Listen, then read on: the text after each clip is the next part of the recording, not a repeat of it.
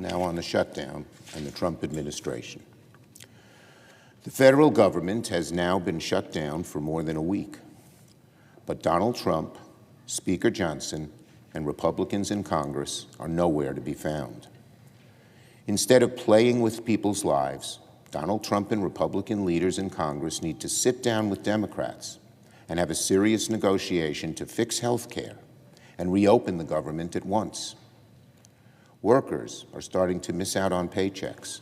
Seniors are worried about delays at the Social Security Administration. Small business with government contracts are in the dark. We need to end this shutdown as soon as possible. Every day that Republicans refuse to negotiate to end this shutdown, the worse it gets for Americans, and the clearer it becomes who's fighting for them. Each day, our case to fix health care and end the shutdown gets better and better, stronger and stronger, because families are opening their letters, showing how high their premiums will climb if Republicans get their way. They're seeing why this fight matters. It's about protecting their health care, their bank accounts, their futures. But Republicans are absent. The House is literally on vacation. And Donald Trump, meanwhile, continues to play with people's lives and threaten mass layoffs for federal workers. Yesterday, the Wall Street Journal reported that Republican leaders in Congress have been urging the administration not to follow through with their threats of mass layoffs and no back pay for furloughed federal workers. The Journal wrote, quote, that far-reaching government cuts and firings could backfire with the public. And aides have been, quote, warning that such moves could cause voters to blame Republicans for the shutdown. That's the Wall Street Journal. Well, this is spot on. If Donald Trump thinks that punishing federal workers and treating the American public as pawns is going to help him politically, he's making a terrible mistake. Because the American people are smart. They see what Trump and the Republicans are doing. They know Republicans are the ones in charge. They have the presidency, the House, the Senate, not Democrats. We Democrats want to end this shutdown as quickly as we can. But Donald Trump and Republicans need to negotiate with us in a serious way to fix the health care premiums crisis. We can and should do both. It's not either or, like Republicans think. President Trump, meanwhile, is simply not taking this shutdown seriously because as we speak, the Trump administration continues to negotiate a $20 billion bailout for Argentina to prop up a MAGA ally. Apparently, Donald Trump thinks $20 billion for a MAGA-friendly government in Argentina is fine, but fixing health care premiums here at home is not. Meanwhile, thanks to Trump's bungled trade war with China, American soybean farmers have been shut out of foreign markets and are facing mass bankruptcies. With American farmers cut out, farmers in countries like Argentina are taking advantage, selling record number of soybeans to China.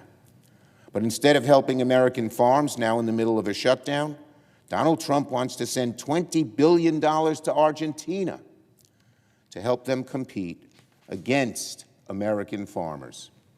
All while hungry Americans face higher grocery prices and the largest cuts ever to nutrition aid, thanks to Donald Trump and the Republicans' big ugly bill.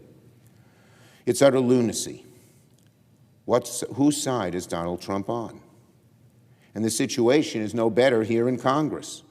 In the middle of a shutdown crisis, Speaker Johnson has shut the lights off to the halls of Congress. We Democrats have made clear that Republicans need to engage with us in serious negotiation to end this destructive shutdown and fix health care premiums as soon as we can. But Speaker Johnson has sent the House on vacation. He has sent members home now for 3 weeks, and it sounds like he'll keep them away for at least another week more. The House of Representatives has not held a vote, a single vote, since September 19th, 20 days ago. In fact, Mr. President, would you care to guess how many days the House has been in town since the end of July? 12 days. That's it.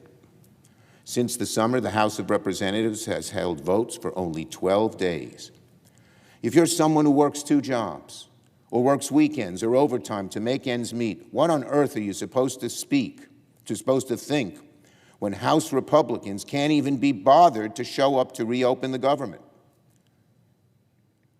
House Republicans are not working and getting paid, and they're asking the American people House Republicans are getting paid and not working, and they're asking federal workers to work and not get paid.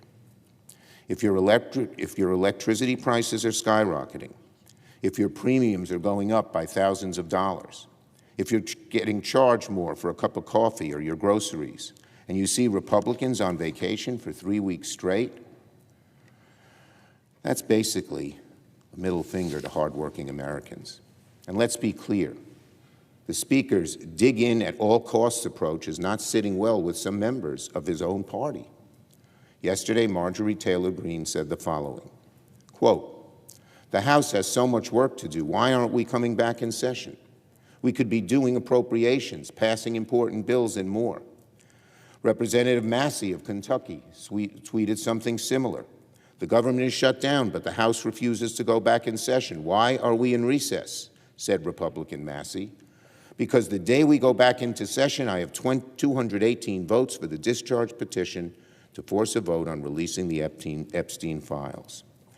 Representative Kevin Kiley of California, Republican, meanwhile posted this: "The Speaker shouldn't even think about canceling session for a 3rd straight week."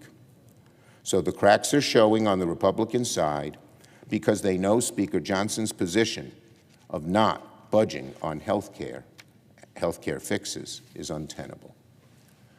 And in Louisiana, I would have thought that of all people interested in fixing ACA premiums, it would have been a representative from the state of Louisiana. Yesterday, I read a sobering report from the Times-Picayune saying that, quote, "Louisiana stands to lose the most if the ACA premium tax credits expire." According to that report, 85,000 Louisiana residents will lose health insurance. Many will see their premiums skyrocket.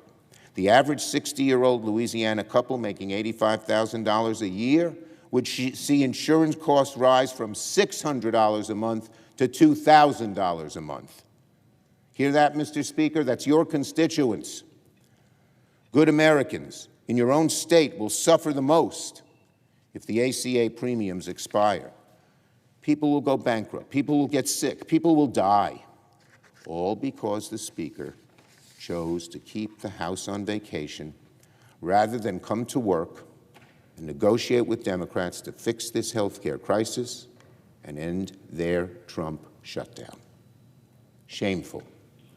We urge Republicans to back away from their corner and have serious negotiations with the American negotiations that the American people deserve and expect before people get sick and go bankrupt.